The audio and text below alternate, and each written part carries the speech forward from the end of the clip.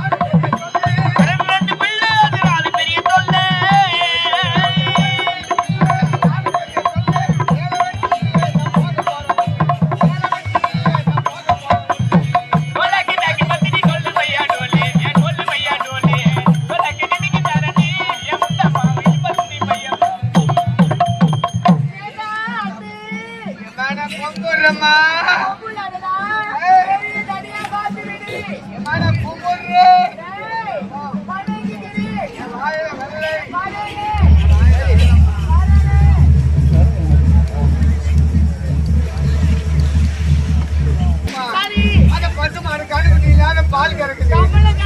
எங்க அம்மாவுக்கு உடம்பு சரியில்லை. பால் கறவங்க யாரும் வாய்ப்பாத்தி போய் பால் கறந்து ஊத்துறாங்க. நான் முன்ன பால் கறக்கலமா எப்படிதான் பால் கறக்குறாங்க பார்த்தது கூட இல்லை. நான் போய் அடிச்சு தண்ணி எடுத்துக்கிறேன் பாட்டால போய் முன்ன பால் கறக்கலையே கறக்கத்தா உட்காந்து கறக்கத்தா பார்த்துக்கிட்டே எப்படிமா பாலை கறப்பேன் வாயை போட்டு ஊறிட்டா. இந்த வாயை போட்டு ஊற்றி அந்த பாலை யாருமா வாங்கி குடிப்பா? மகளிருக்கு லோன் வாங்கி வாங்கணுமா மாட்டேன்.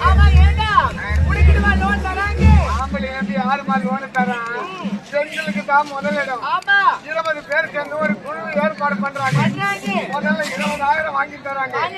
கரெக்டா கட்டினாக்கா 30,000 வாங்கி தராங்க. அப்புறம் 50,000 வாங்கி தராங்க. அவங்க 50,000 முழுக்கம் போதும் கட்டுறது கொஞ்சம் நேரம் ஆயிடுச்சுன்னு வச்சுக்கோ.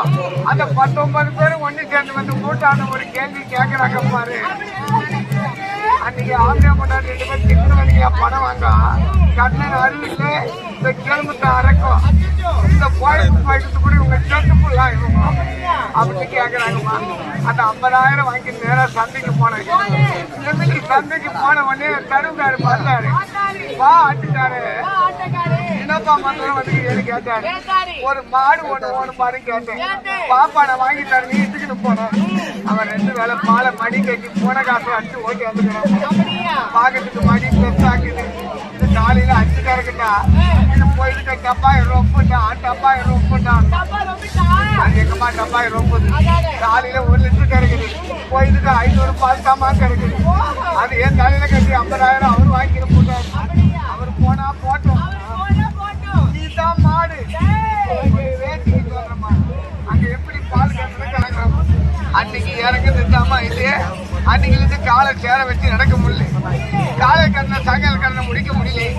நான் நடுவில் ஏறிக்கு போறதாக்கு அங்க போனா யாரும் இருக்க மாட்டாங்க.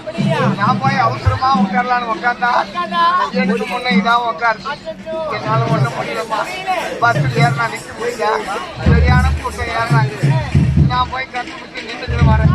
டிரைவர் நல்லா ஓட்டிக்கிட்டு வரேன்.